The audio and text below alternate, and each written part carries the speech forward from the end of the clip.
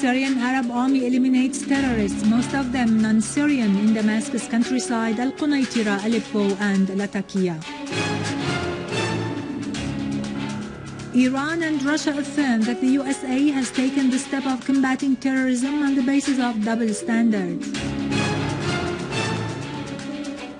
Iraqi troops kill scores of ISIS terrorists in Kirkuk and Tikrit.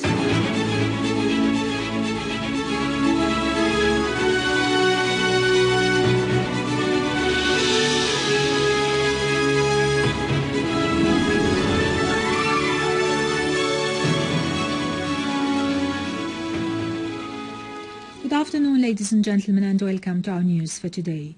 Units of the Syrian Arab Army targeted terrorist dens south of Aqraba in Damascus countryside, killing and wounding dozens of terrorists. The Syrian Arab Army also conducted a series of operations in Al-Qunaitira, attacking terrorist hideouts in 5 villages and destroying their vehicles and weapons, including heavy machine guns. Syrian Arab Army units also destroyed a convoy of cars used by terrorists, killing a number of them. In Dar'a, Syrian Arab Army units foiled infiltration attempts by terrorists into military points in Dar'a al-Balad, killing a number of them in Atman town. Units of the Syrian Arab Army killed and wounded a number of gunmen in Aleppo countryside, destroying the terrorists' weapons, rockets and ammunition. A military source said that Syrian Arab Army units targeted 8 terrorist positions in Aleppo city west of Aquaris, killing and wounding dozens of terrorists. The Syrian Arab Army also destroyed a car full of weapons and explosives and a base for launching rockets. In Latakia countryside, units of the Syrian Arab Army eliminated 17 terrorists, some of them non-Syrian, and wounded others in the towns of Khadra and Utaira. They also destroyed a warehouse full of rockets and ammunition in the area. In Damascus countryside, Syrian Arab Army units continued to make progress in Adr al-Balad and Jobar, killing and wounding dozens of terrorists. Units of the Syrian Arab Army continued to make progress in Adr al-Balad, killing and wounding dozens of terrorists as they were trying to flee towards Douma town. Scores of gunmen were also killed in Tel Kurdi and Tel Sawan after the army destroyed their weapons and ammunition.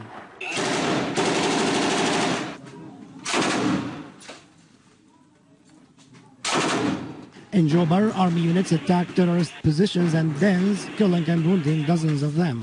The army took control of several buildings and towns in the area.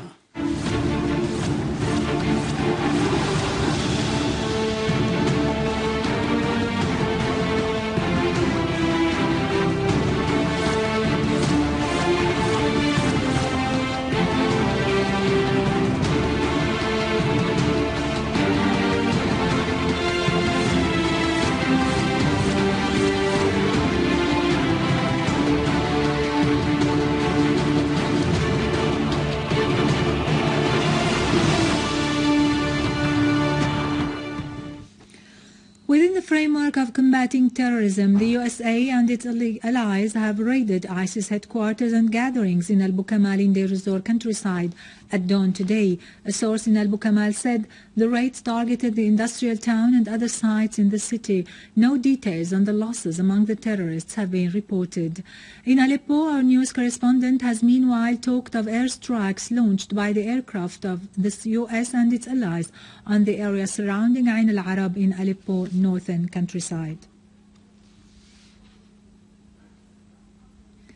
Russian Foreign Minister Sergei Lavrov has said that the USA has not listened to Russia and has taken the step of combating terrorism on the basis of double standards, calling on the US to fight terrorism wherever it exists and not through double standards, ranking the terrorists as good and bad. He wondered in an interview with the 5th Russian channel why the Americans didn't foresee the terrorist threat, adding that they didn't listen when they were called on to unify efforts and support the Syrian government and the national opposition to form a unified front against terrorism. The spokeswoman for the Iranian Foreign Ministry, Mardia Afkham, said The military attacks by the U.S. and its partners on ISIL targets inside the Syrian territories come as part of the preemptive operations in the region, which may create further complications, adding that such attacks constitute a violation of Syrian sovereignty and international laws and charters. She warned against such errors by the U.S. with regard to a double-standard approach to terrorism, like arming terrorist groups in the region.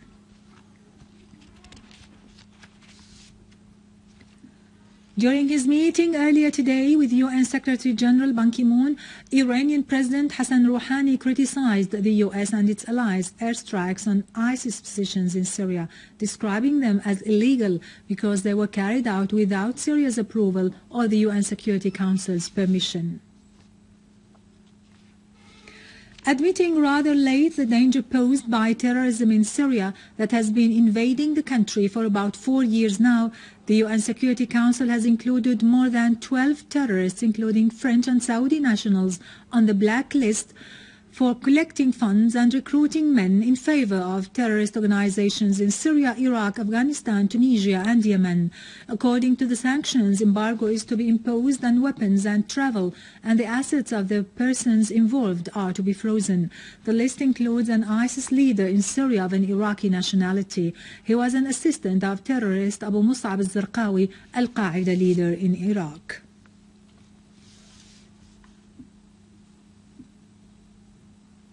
Iraqi troops killed 35 gunmen affiliated with ISIL terrorist group following airstrikes on their positions south of Kirkuk. The Iraqi army destroyed 4 vehicles south of Tikrit, killing all terrorists inside them. Meanwhile, ISIL terrorists destroyed historical sites and religious shrines in several areas, including Al-Arba'in Mosque in Salah ad-Din province. Iraqi forces meanwhile killed 10 ISIL terrorists and destroyed 4 cars during an air raid on Ad-Dulu'iyya area.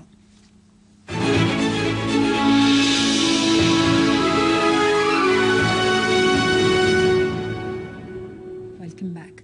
The future objectives related to the drama industry in view of the problems facing this sector and the shortcomings that befell dramatic production recently have been the subject of the workshop that opened today by the General Establishment of Radio and TV Production at the Sheraton Hotel in Damascus. A workshop on the future of Syrian drama TV production held by the General Establishment of Radio and TV Production opened today at Sheraton Hotel in Damascus with the participation of production companies, artists and workers in the Syrian drama industry.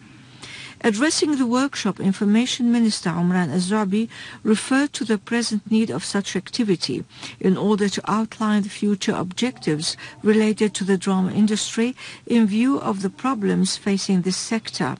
He pointed out that the way certain Arab sites dealt with the Syrian drama was far from being honest, describing it as being purely commercial. Director of the establishment, Mrs. Diana Jabour, said Syrian drama is hoped to reflect our lives as Syrians and introduce the Syrian identity, which is the result of interreactions among our various social components. Today we are meeting to discuss the situation of the Syrian drama. As we all know that this drama during the last years has made a very great and high achievements, and it could make a very good recognition not only in the Arab world but also in other countries where it was presented.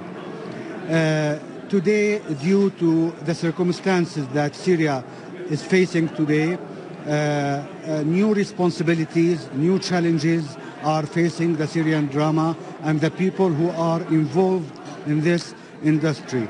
That's why we are gathering today to discuss these issues and to make a paperwork which will guide us to the near future in order to put the Syrian drama and Syrian film on track again. There is no doubt that such workshops are quite vital to develop Syrian drama production.